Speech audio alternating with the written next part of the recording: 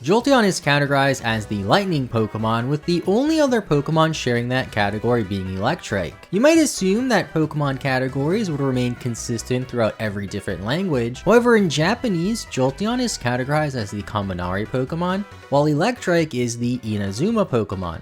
They both roughly translate to lightning in English, however they have different meanings and are in different categories in Japanese. Now, Pokemon categories aren't super important, but it is interesting how they aren't consistent throughout every single language. That might not sound too weird, but trust me, these Pokemon facts just get weirder and weirder as we go along in this video.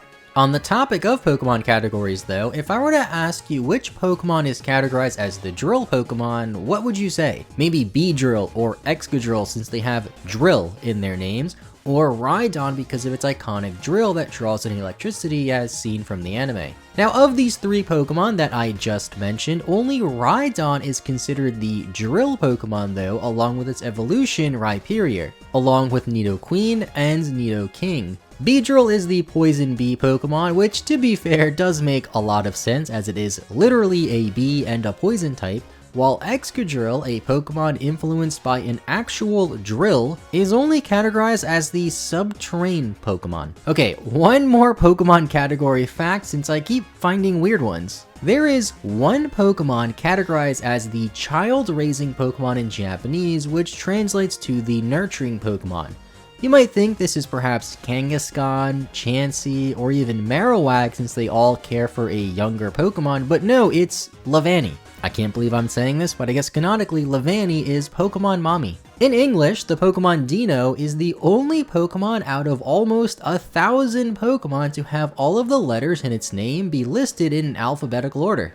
Z-moves were introduced in Pokemon Sun and Pokemon Moon as once per battle moves you could go for that would enhance an existing move in some sort of way. They either make the move a lot stronger or add some sort of bonus effects, except for the moves Healing Wish and Lunar Dance. You can use them as Z-moves if you want for battle and go for the whole dance and everything, however they have no extra added bonus effects, making it no different than just going for the regular move without burning your Z-Crystal and your one Z-move for the entire battle. I'm sure you all have heard a lot about the creepy Dex entries, with the most common ones being how Phantups come from the souls of lost children in the forest who have died in the past, and how Drifloon just straight up steals children. But did you know that the masks worn by Yamask represent the faces of their previous lives, and they retain all of the previous lives' memories? Many people associate the "Gotta Catch 'em all" slogan to Pokemon, although the slogan hasn't been used in a very long time in Pokemon games.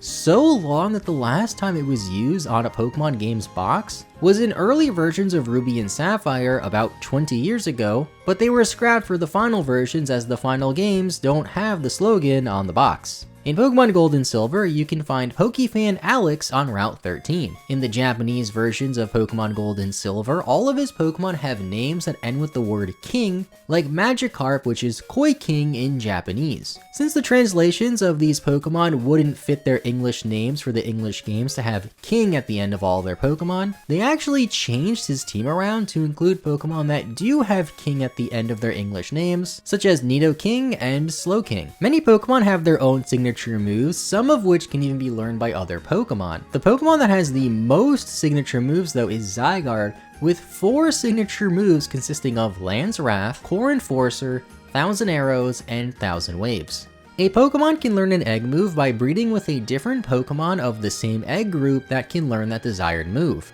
It's pretty simple to breed egg moves on Pokemon, however Nosepass is programmed to be able to learn the move Iron Head as an egg move, but there's just one small issue with that. No other Pokemon in Nosepass's egg group can learn the move Iron Head, meaning it would be impossible to get a Nosepass with Iron Head prior to Generation 6. This was changed in Generation 6 with the introduction of Aegislash in Pokemon X and Y, a Pokemon that can learn the move Iron Head and is also in the same egg group as Nosepass, meaning it can breed with it. Hidden Power was a pretty popular Pokemon move prior to the release of Sword and Shield in competitive battling, which would allow you to use a 60 base power special type move of a type that you have some control over. The type of the attack is determined by the IVs of the Pokemon, with each stat having an IV ranging from 0 to 31. In Generation 6 and 7 though, legendary Pokemon cannot have hidden power fighting. This is because in Generation 6 and 7, legendary Pokemon are guaranteed to have 3 stats with 31 IVs in it,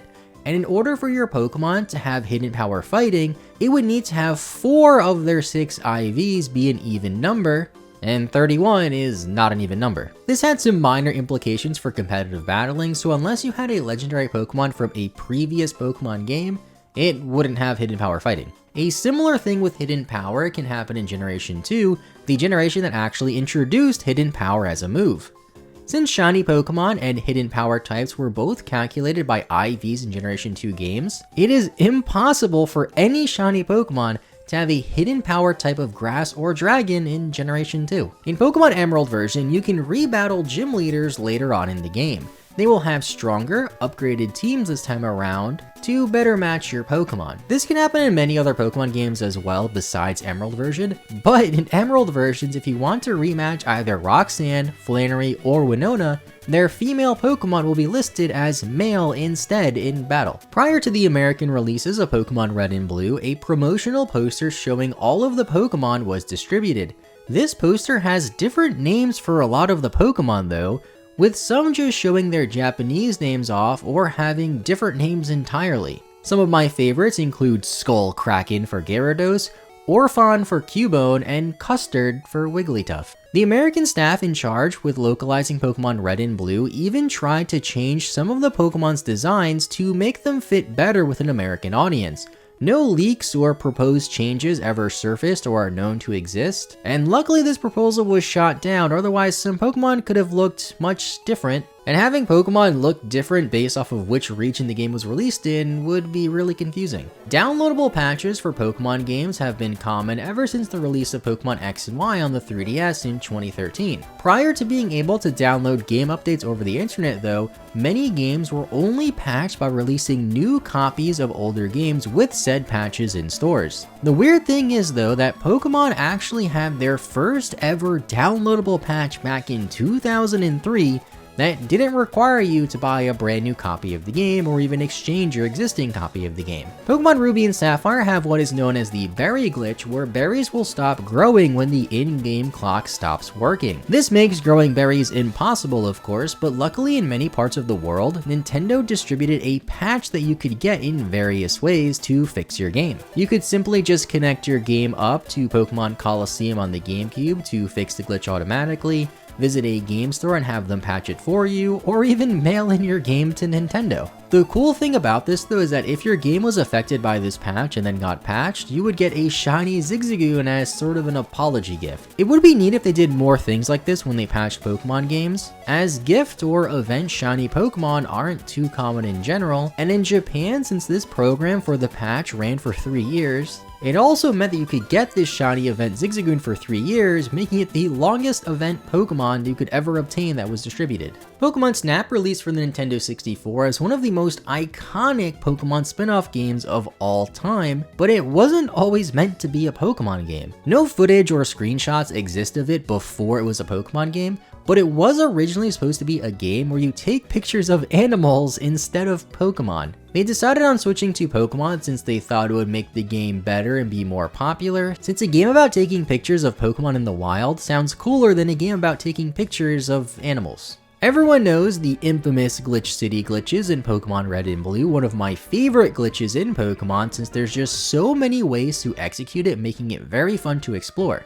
But did you know that on top of a Glitch City in Red and Blue, there also exists a glitch known as the Glitch Dimensions that is most popular in Pokemon Gold and Silver? It sounds a lot cooler than Glitch City, however, it's much more of a graphical glitch that distorts the game's colors and adds random color shapes in parts of the game. Like the Glitch City glitches, there's various ways to execute the Glitch Dimension, and it can simply be fixed by just resetting your game. A similar glitch exists in Yellow version as well, but all it does is make everything have this gross shade of brown to it.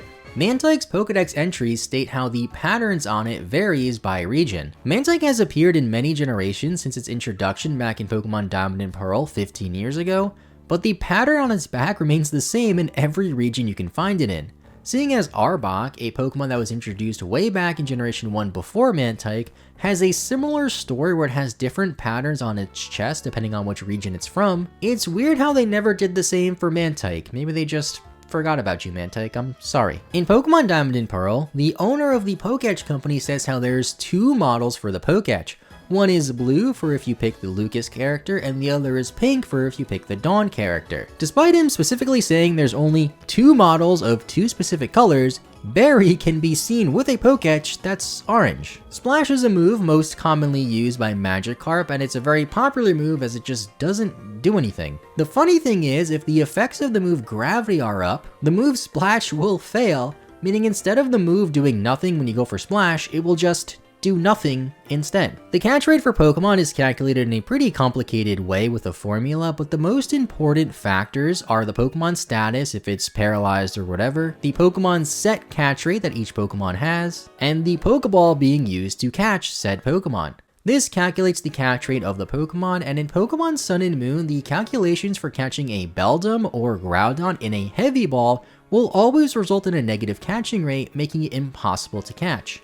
This is because when using the Heavy Ball, it introduces a negative number in the calculation as the Heavy Ball is dependent on a Pokemon's weight, and this was later fixed in Pokemon Ultra Sun and Ultra Moon, where a clause was added to the catching formula to make it so any catch rate that resulted in a negative integer would just be changed to 1. Did you guys know that the Pokemon Vaporeon, you know what, I'll just stop there.